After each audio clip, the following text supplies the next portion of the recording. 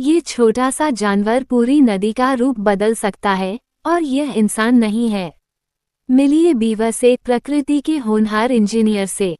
अपनी मजबूत दांतों से ये पेड़ और टहनियां काटते हैं, ताकि बांध बना सके जो पानी के बहाव को धीमा करते हैं और तालाब तैयार करते हैं। इन तालाबों के बीच ये आरामदायक घर बनाते हैं ताकि अपने परिवार को शिकारी जानवरों से बचा सकें।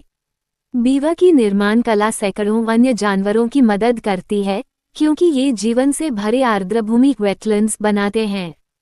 ये सिर्फ जी नहीं रहे, बल्कि प्रकृति को गढ़ रहे हैं।